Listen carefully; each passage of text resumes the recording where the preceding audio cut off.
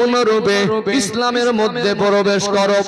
পরিপূর্ণরূপে ইসলামের মধ্যে প্রবেশ করার অর্থ হলো মন মর্জি চলা যাবে না, আল্লাহ এবং রাসূল যেটা বলেছেন সেগুলো মেনে চলতে হবে।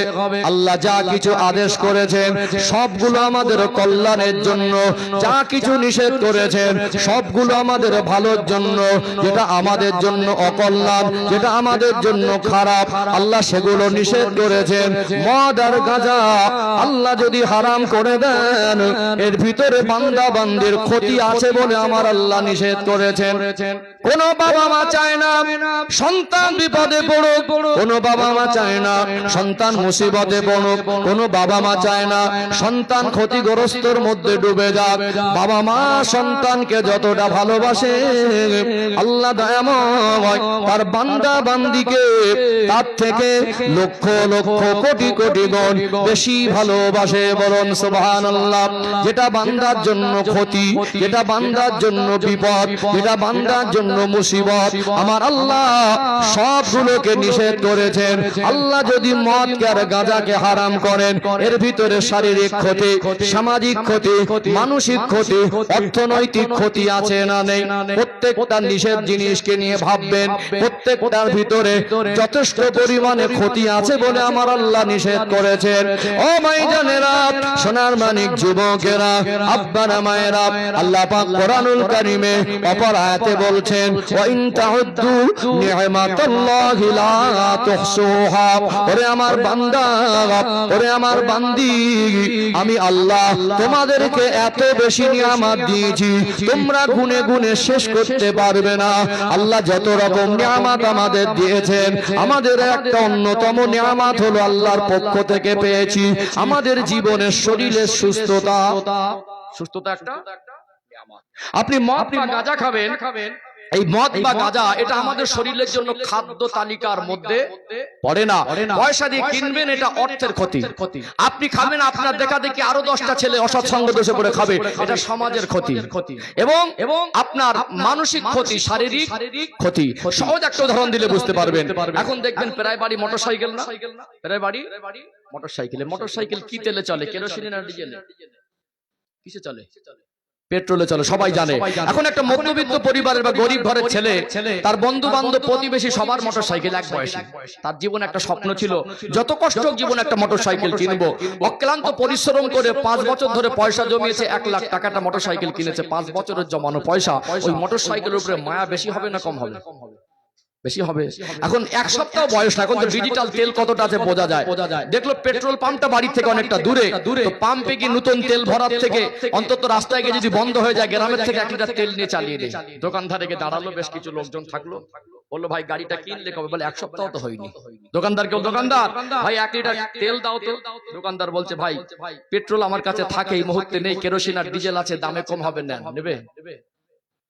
নেবে?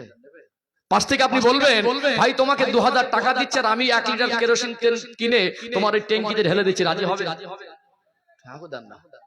কোম্পানি একটা গাইডলাইন দিয়েছে যে এর জন্য খাদ্য হিসাবে পেট্রোলটাই ব্যবহার করা যাবে, বিকল্প কোনো তেল সে দামে বেশি হোক আর কম হোক, এতে যদি ঢেলে দেওয়া হয় তাহলে এর জন্য খাদ্য হিসেবে, জ্বালানি হিসেবে উপযুক্ত হবে না, বরং এর কারণে বিভিন্ন পার্টসে কি ইফেক্ট হবে, বিভিন্ন পার্টস ক্ষতিগ্রস্ত হবে।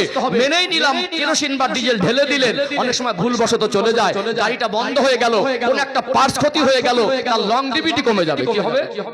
10 বছরে যে সুস্থ থাকতো, তার গাইডলাইন মেনে না চললে তার অকেজ হয়ে যাবে, ঝরঝর হয়ে যাবে, দুর্বল হয়ে যাবে, খারাপ হবে। যদিও পার্টস খারাপ হয়, সেটা মার্কেটে কিনতে পাওয়া যায় কি যায় না?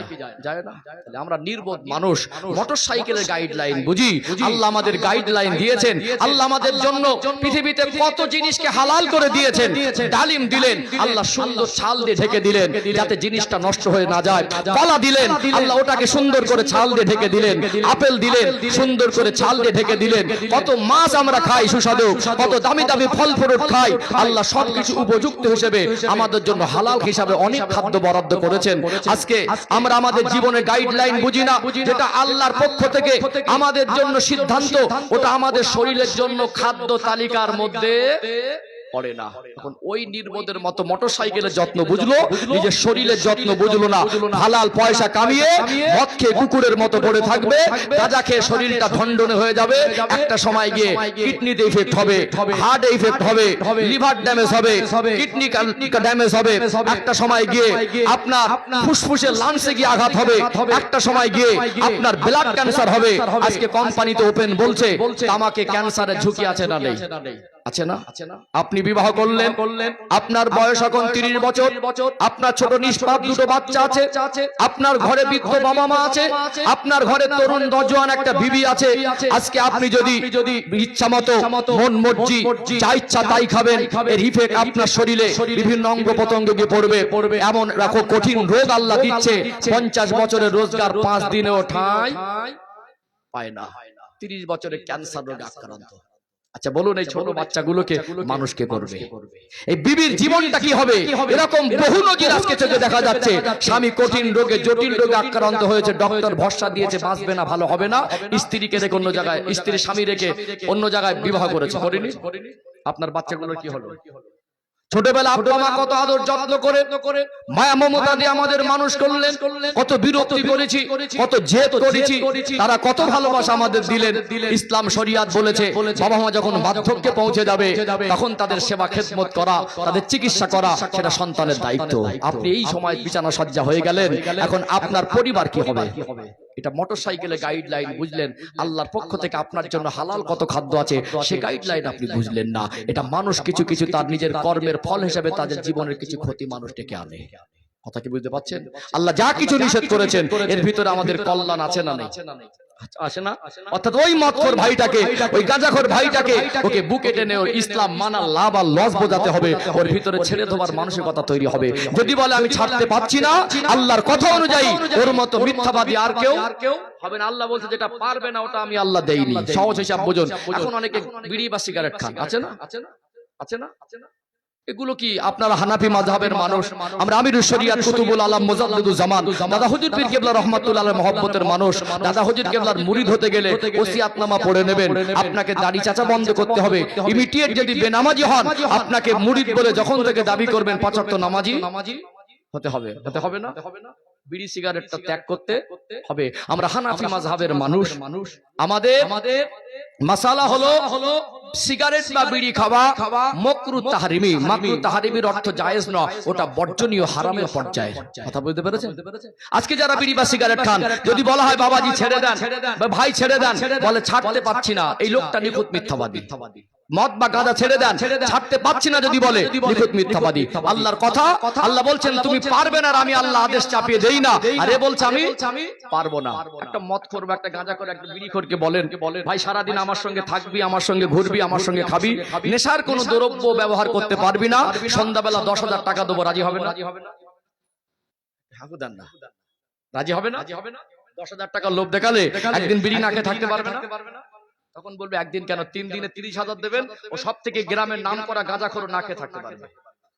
3 দিনে 1 সপ্তাহ 70,000 দেবেন, যে লোকটা বলে বিড়ি না খেলে বাঁচবই না, পেট ফুলে মরে যাবো, ওই লোকটা বলবে 7 দিন কারো আরো 3 দিন বাড়ানো, 10 দিন না খেয়ে থাকবো। টাকার লোভ দেখালে আমরা পারি। টাকার জন্য মানুষ যেটা করে তার সুস্থ থাকার জন্য, আল্লাহর কাছে ভালো হওয়ার জন্য, জান্নাতের রাস্তা পরিষ্কার করার জন্য, সৃষ্টির শ্রেষ্ঠ হয়ে শ্রেষ্ঠত্ব বজায় রাখার জন্য মানুষ সেটা করতে চায় না। অর্থাৎ পারবো না এই কথা যদি কেউ বলে, এই মানুষটা আল্লাহর সঙ্গে ধোঁকাবাজি করে। এটা একটা জঘন্যতম কাজ।